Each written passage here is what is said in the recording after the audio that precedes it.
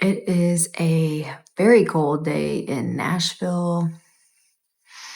It's like icing, sleeting, everything but snowing outside.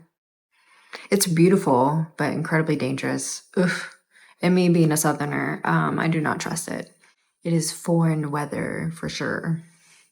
So that actually makes it a good time to get cozy. Obviously, the fire's on. And for me to dive into some ideas for a series I think I'm going to paint. Now that I finally have enough experiments going and feeling more, I guess, confident in what I want to say as an artist, how I want to display my voice and kind of the style that I am developing. And obviously, this isn't where I'm going to like lock in and do this for the rest of my life, but it's one of those where like I feel like I have a really good step forward and a really great place to start with this. And if I have a series, then that makes it easier to pitch to group shows, to galleries, and anything beyond that. And it's something that can also support my portfolio really well and to show people, hey, this is something that I can do consistently. Here's a style that you can really form my artist identity off of. This is something that speaks about me clearly as a creator. And yeah, it just adds cohesion to your overall presence as an artist. There can be more on that later, but let's dive into these ideas. Welcome to my channel. So, some of my concepts have been really fun. And even though the surface wasn't necessarily maybe something that I want to use for the future, like this one, for example, I love this painting, mainly for the concept, but it was really fun on the gesso surface. However, since my exploration with the clay board has gone really well and kind of just wanting to move away from something that's a little watery to something with a little bit more detail. Um, I think I'm going to try this on clay board or even paper, but the idea is to make this bigger, to probably change the background to be different. I'm not quite sure what color we're going to go for, like what mood, but I want it to be where this sand that's thyme is going to be bigger. And I want it to be taller. I want it to fill up the hand more. I also want it to be sprinkling from the top. And I want this to be more dramatic. So I want that to be longer. I want the dots to have a little bit more 3D look to them. So there's like some development here. This was an incredible first round. So yeah, that's definitely going to be an idea. I'm thinking like 11 by 14 for this size for the single hand.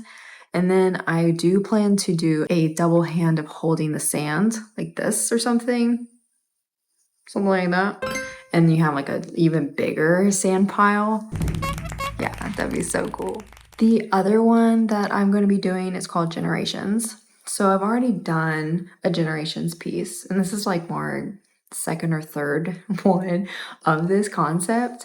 But once again, testing paper, color, everything that I want to say and do. So this is on 140-pound paper, and I'm thinking of changing this style to go from, sorry, the glare is like so bad. Oh, wait. Okay, here we go. We're gonna angle it like this. Okay, so I want the colors to go from green to blue and have more of a gradient. And I think like green is like, you're a green bean and you're new and it's fresh and exciting. And then you're kind of going through just like in generations where there's wisdom and life past. And so then there is blue, as that's a natural gradient, but also because blue is peace, resolution, calm, and also authority. And so there is a transition there in color. But instead of doing liquid or some kind of stream, I was thinking this is gonna be so cool, is to melt the hands into one another so the hands are deforming and dripping, which I know sounds like kind of gross, but I think it's gonna be really cool melting those hands and where they just kind of flow into one another. And so that's why it's also changing ingredients because we are passing ourselves on to the next. I do love the concept of generations. This would be so cool, just like with the timepiece, to do multiple variations of it. You could get wild with it. I do still plan to do a bright, kind of a more bright, glowing hand with a dark background and keeping to this gradient that's happening, that's coming to the center. I won't do a textured background like this probably. I'll probably change it. I haven't decided, but I do want to do a dark background. So that's gonna be cool. Also, giving more breath and room to the hands. The frame is kind of cutting into it, but having this like be a little bit of a bigger piece. I think that would be really rewarding too. And just so you know, like how I'm coming up and keeping accountable to these ideas, I put them in a sketchbook. So I just kind of write out, like, give a thumbnail, and then I write some notes on color, composition, whatever I'm feeling. And then if like there's something that's coming here and then another comes to mind, I'll like make another note and write some more notes here. That's pretty simple. I wanted to give you a close up on what my thumbnail sketches really look like. So let's say I started with this idea, and this has been sitting, incubating for a few months now. This one was probably made during or just after the generation painting that I did. And I got some notes with the dark gradient background and the dry brushing with flush hands. And then I had the new thought and I wanted to refine the idea. And I'm using the painting that I actually did as inspiration. So this is a new thumbnail sketch. And it says, so we're going to do gradient hands. I want to do the one where the hands are melting into one another. And I have a dark background drawing eye into the center. And those are just some little notes here. And I'm trying to like just display the melt that's happening. And then my notes on the side are yellow to green, green, blue to blue. And then I put why I chose those colors. So green and naive into wisdom, peace, resolution, right? And this is enough notes with the thumbnail for me to immediately get re-inspired when I'm ready to tackle again. And I'm taking these notes and these ideas into a new fresh concept of maybe I've done a couple more paintings before I get to this one, and now I'm putting in my experience with those paintings into this one. And maybe I'm refining it based on the idea of the collection and how I'm growing this. And maybe I experienced a new technique or an idea that I saw something that really inspired a new thought to add or to take away from this. And I give myself permission to do that. And that's why I really enjoy thumbnails with notes. So I can just keep this as a really small concept to turn it into something big and immediate for me that I can grab onto. I have a couple more ideas. I'm trying to get 6. Right now I have 4 ideas, but I'm making 5 paintings. 6 is a pretty good number, being an even, and it is like, it would fill up comfortably a half of a small gallery depending on how big they are. So if my pieces were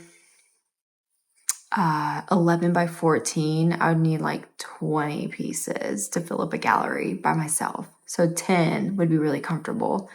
If I'm doing bigger, then obviously I can do a smaller size. So thinking in that regard too, of like what would pair well, piece together, how would this be curated, and thinking of it that way. And with a clear theme, they can also put you in group shows or make a group show based on your storyline. That's also can be inclusive to other people. More on those strategies later. So my other idea is like the conclusion piece. I'm not going to get it down because it's really big, but I'll show a picture of it here. Now, that piece has this like eerie, fleshy look to it that I really love. It's warm, inviting, but just because it's just massive flesh climbing on each other, it's kind of unnerving. And I want to carry that theme into this painting. And I have an idea that's called Overthinking. It's just this one right here.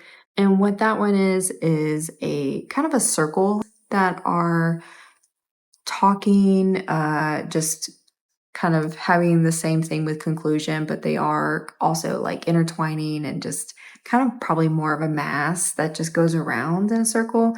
And that's going to be called Overthinking. And I love the idea that it is circular because we can get so caught up in the loop. We always make it back to where we originally started when we were overthinking, thinking about too much, not having advice, not wise counsel. So just something that kind of is more of a simple reflection, just like how conclusion is. And of course, I'll be doing the same colors, style, background. I'm thinking I will probably actually stick with the panel with ground. Even though that surface took me by surprise, I could probably do clayboard instead, but we'll see. And then I have another idea that I don't have any previous painting to go off of. I'll probably actually mirror it to time and generations more as far as the colors and but I'll use a white background. That's the idea for this one too. So that way it also pairs with the overthinking and conclusion piece. I'll include conclusion into this series because I don't think that one needs another iteration. I could do that one again with some slight improvements, but that one stands strong as is, I believe. So that one that I have an idea for is called Pay It Forward or Paying It Forward. And this is a really rough sketch, but it's the idea of imagining you are receiving and then you are giving. So I can't, it's kind of, okay, maybe this is better. So I am receiving here and then I'm having an arc and then I shows my hand giving. And so it's like the idea of this rainbow. And I want it to be where it's like a motion of hand that is coming from the receiving to owning to paying it forward to giving. And the rainbow is like very faint and it's kind of blurring in the motion there. And I think I'll do like 6 drawings of the hand in motion and then blending that. And I think this would be best on clayboard, but I might revert to a panel on ground. That way it has a lot of bleed and it's not really about the details, but about the motion, the color, and just the overall idea. And that will be on a white background, I believe. That way I can give plenty of clarity to the colors in the hand that's happening. I would like to say, I used to not believe in sketchbooks. I didn't understand the concept of sketchbooks. I was like, if you want to draw it, just draw it. Just put it on the paper and go with it. Like, use your gut. Just do it. And the idea of a sketchbook just seems so indecisive, or like, I'm just going to like half-ass this drawing and never get to it again. I was very much like committing to the idea. And it wasn't until I went to college, to SCAD, that I discovered most of my classes were going to be about sketching. And even in my design and graphic design classes, doing thumbnails and thumbnails, I'd have to do like 50 in a week just for like one logo variation. Terrible. And it really taught me how just tiny little adjustments make the biggest difference. And then they also, it's like if it enters really the idea. Okay, let me back up. The idea of having a successful sketchbook is brain dumping. You put it on the page so you can move on to a better idea, just refining. So you're making your thumbnail and you're putting the idea. And for me, sometimes my ideas come so fast, I don't have time for the thumbnail and I just write a note. That way I can move through almost like it's a list and I can move on to another thumbnail. And sometimes these thumbnails will stick around, and when I'm actually ready to tackle the idea, I'll make a few more. So I have sketchbooks with ideas that are years old, and I'll come back to them because I feel ready, or like the idea's resurfaced, or maybe loved the idea, but I wasn't ready to execute it based on size, materials, budget, whatever. Maybe it didn't have a cohesive collection to attach to. So I was like, this one off is a little random. I love the idea, but just doesn't fit the season. And so then I just bookmark it. So I kind of try to keep a lot of the free spirit in my painting, even though it is watercolor. I try to allow what I'm feeling in that moment, my intuition, my gut, to kind of flesh out the rest of that painting. I think that's something you will discover if you continue to make art, is how you like to express yourself in it. That is what makes you an artist.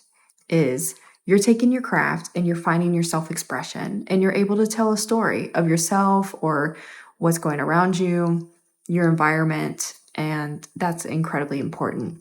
So even though you might be seeing a lot of advice on the internet on how to go about doing something, it really just takes experimentation.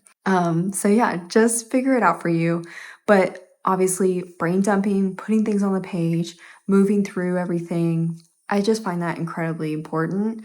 And it does refine your skills, your composition, you're able to just make mental notes and adjustments faster because you're putting it out and you're not, and it's inspiring the next thing. You're able to look back, and also even while you're making the idea, to continue to riff. Okay, so that's where I'm at with these ideas. That gives me, well, if I do actually count in the conclusion piece, then that gives me 6 paintings. So that's nice. And I think that'd be a really good start. And I'll do a refresh on my website with it, and I'll start kind of solidifying my artist statement and my story around this collection. I think I will also present myself better with this collection to galleries and shows, and try to participate more in group showings that have a theme, or that I can create off of the theme that I have, and just have a little bit more direction there. So, because my surfaces are not necessarily made yet and I haven't fully decided on what I'm going to do them on, I'm going to go ahead and just draw these hands and put them in my sketchbooks, put them on my tracing paper, and then when I'm ready to assemble them, as you've seen me do in the past videos, I will take those tracings and press them onto my surface, and it'll be good to go. All right, well, I think I'm gonna have a few hours in this wintry, snowy weather with this fireplace to get some drawings in, and it's gonna be a real nice, cozy vibe. If you're in this winter storm that's going past, I know I'm gonna be uploading this video when it is past, but I hope you are safe and are just having the time of your life, resting. This is true hibernation mode. Thank you for watching.